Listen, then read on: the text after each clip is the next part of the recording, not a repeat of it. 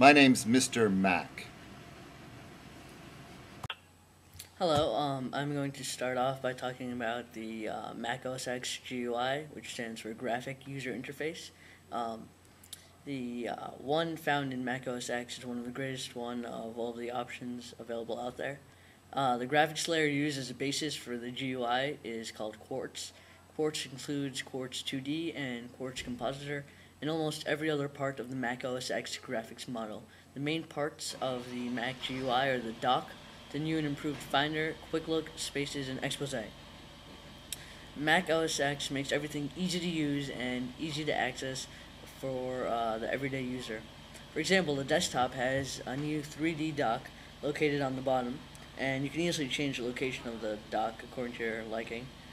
The dock, which is the most important part of the Mac GUI, clears up the desktop. It contains the shortcuts for everything you want, from applications to documents and files to folders. Possibilities are endless. The dock also includes certain small features that let you know when an application is open. Also, after you have placed a folder in your dock, you can always click on it to show a stack of the files contained in that folder without actually opening the folder. Finder is the Mac way of browsing everything that is available on your computer, that is, all of the files. Finder has different options for doing this, such as lists, icons, cover flow, and more.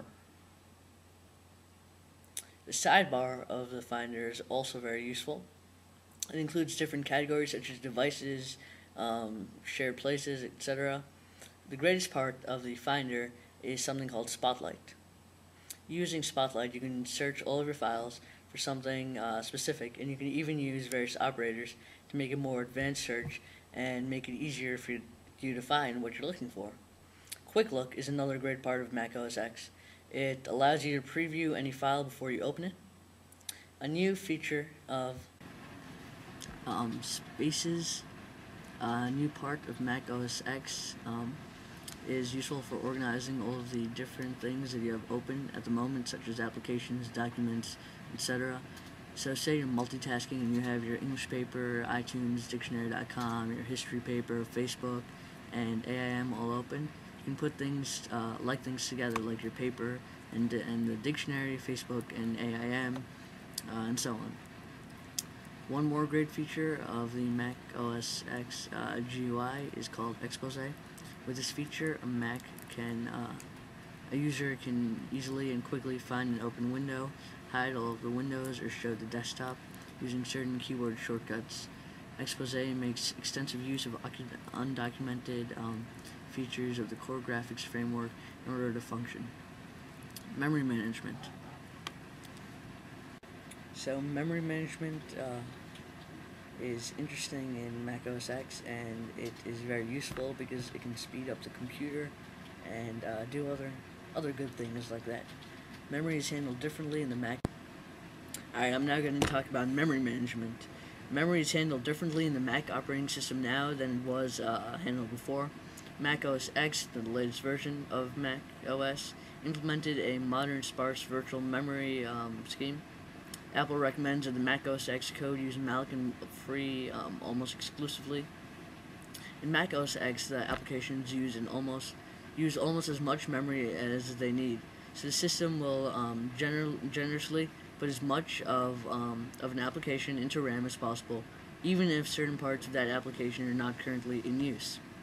However, if and when the RAM is needed by another application, the memory system will take out parts of the application that are not currently being used of that application from the RAM. By the way, this is the reason that the terminal application shows large amounts of RAM being used by an application when really only small parts really need to be in RAM. The other parts are just there to make things better. So finally, if the RAM is used up, the system will allocate additional virtual memory.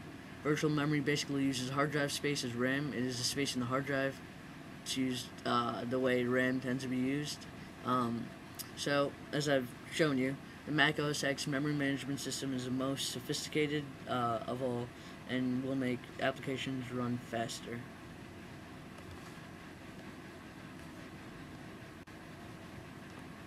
The last thing that I'm going to talk about is the automatic backup solution in Mac OS X called Time Machine.